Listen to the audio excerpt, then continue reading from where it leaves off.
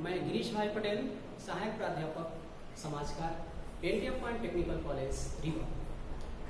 आज मैं आपके साथ एक बार फिर एक नए टॉपिक के साथ, इसके पहले हम आपके subject human growth and development से संबंधित कई टॉपिक पढ़ चुके हैं, समझ चुके हैं, जान चुके हैं।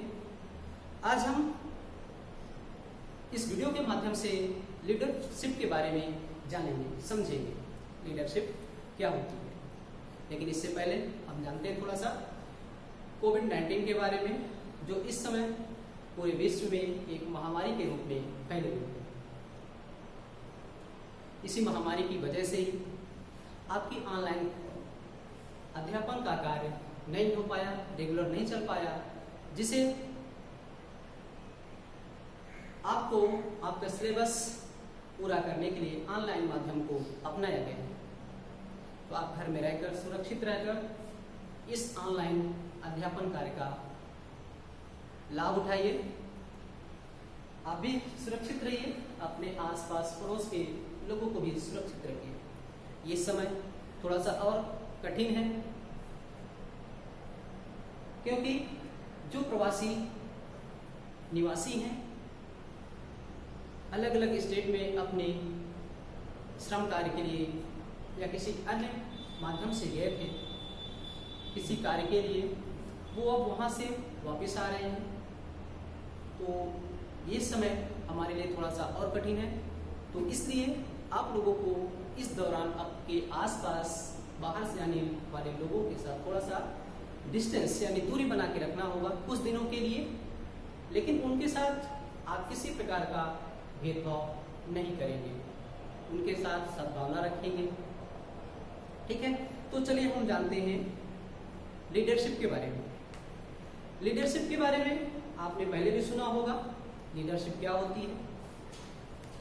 लीडरशिप का तात्पर्य क्या होता है, जैसे कि नाम से स्पष्ट है, लीडरशिप यानी लीड और शिप।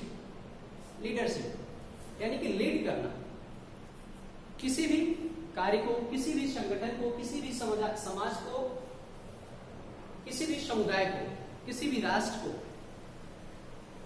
उचित रास्ता देना, मार्गदर्शन देना, एक विशेषज्ञ के रूप में कार्य करना, लोगों को सहयोग प्राप्त करना, उनकी इच्छाओं को जानना, उनकी इच्छाओं की पूर्ति करना, यही कहलाती है लीडरशिप। इस लीडरशिप को अलग अलग विद्वानों ने अपने अपने विचार या अपने अपने मतों में इसकी परिभाषा को परिभाषित किया है। तो सबसे पहले हम जानते हैं डेफिनेशन के बारे में लीडरशिप की।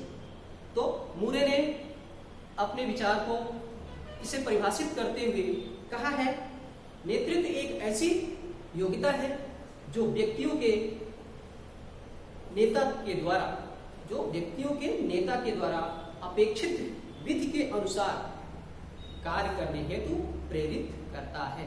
यानी कि जो एक नेता होता है, वो लोगों को, समाज को एक निश्चित विधि, एक निश्चित क्रियाकलाप के अनुसार कार्य करने के लिए प्रेरित करता है, ताकि जो कोई भी वो कार्य कर रहा है उसे उसके उद्देश्यों की प्राप्ति हो सके। इसी प्रकार से टीड ने इसे परिभाषित करते हुए बताया है, नेतृत्व उन गुणों के संयोग का नाम है जिसके कारण कोई व्यक्ति अन्य व्यक्तियों से कार्य कराने योग्य होता है, विशेषकर उसके प्रभाव के कारण अन्य लोग स्वेच्छापूर्वक कार्य करने हेतु तत्पर हो जाते हैं। यानी कि लीडरशिप क्या होती है कि किसी से प्रभावित होकर खुद उसके अनुसार या उसके कहा अनुसार कार्य करना क्या कहलाता है, लीडरशिप। किसके अनुसार, टीड के अनुसार। इसी प्रकार से बर्नार्ड ने इसे परिभाषित करते हुए कहा है कि नेतृत्व एक ऐसी मानवीय विशेषता है या विशेषज्ञता है जो मनुष्यों की दृष्टि से व्यापक बना देती है। तो ये था परिभाषा। अब हम बात करते हैं नेतृत्व के गुणों के बारे में या इसके प्रमुख तत्वों के बारे में।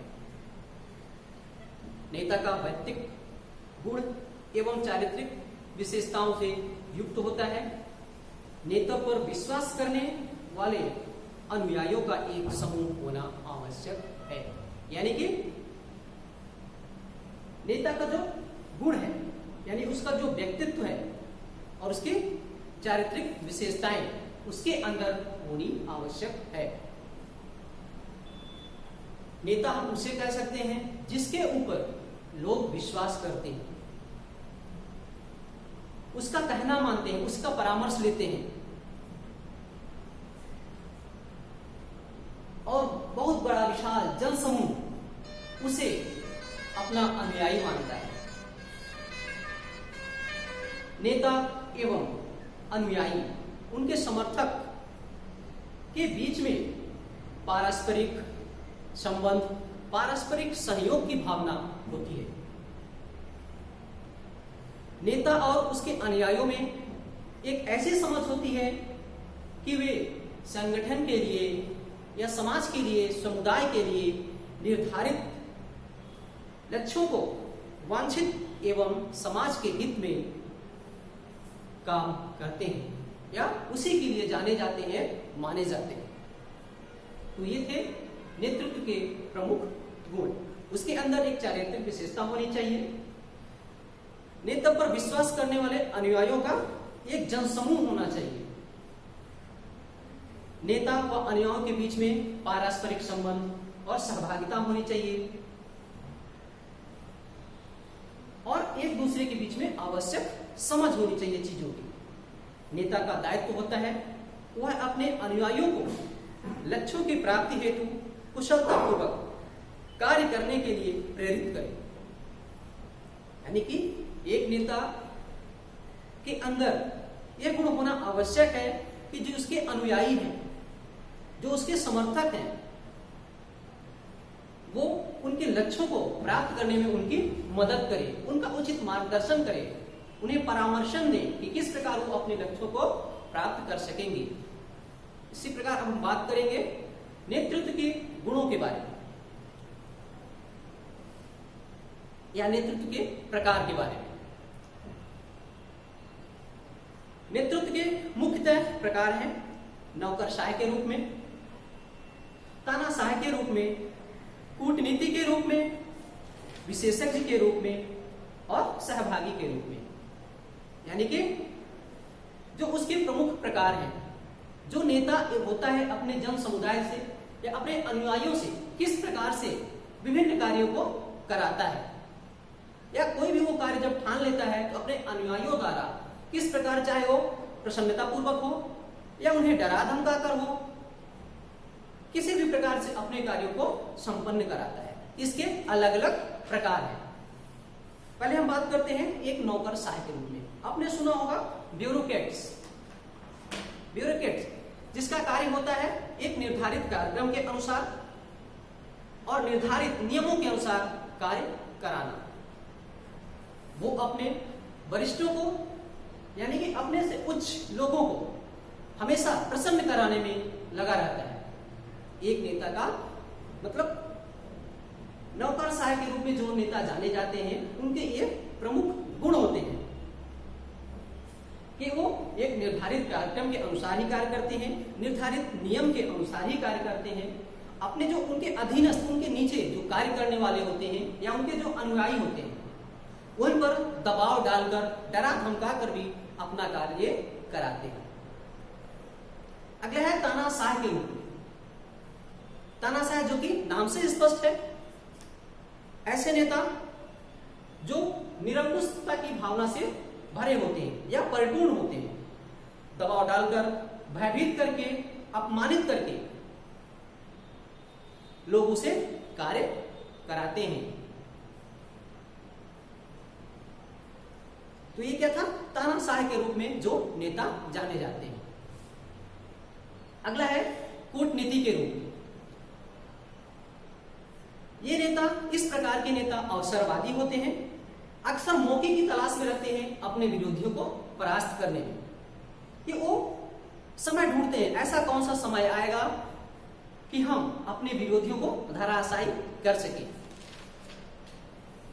ऐसे नेता स्वभाव से स्वार्थपूर्ण होता है, यानी कि सिर्फ अपने स्वार्थ को देखता है, अपने कार्य को देखता है कि उसका कार्य किस प्रकार से होगा, तथा अपने अधीनस्थों के साथ व्यवहार अच्छा करते हुए भी स्वाहित को देखता है, यानी कि जो उसके नीचे या उसके अनुयायी हैं उन्हें या उनके साथ व्यवहार अच्छा रखते हुए भी उन अपने स्वहित को सिर्फ देखता है। विशेषज्ञ के रूप में कौशल युक्त अपने क्षेत्र के विशेषज्ञ होते हैं। ये इनके अंदर कौशल होता है, ये किसी विशेष सब्जेक्ट के या विषय के विशेषज्ञ होते हैं। विशिष्टता के बाहर ये किसी भी प्रकार का कोई कार्य नहीं करते तथा अधीनस्थ भी स्वेच्छापूर्वक सहयोग करते हैं।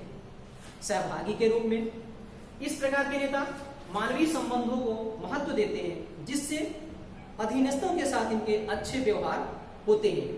तो ये था विशेष एक लीडरशिप के प्रकार।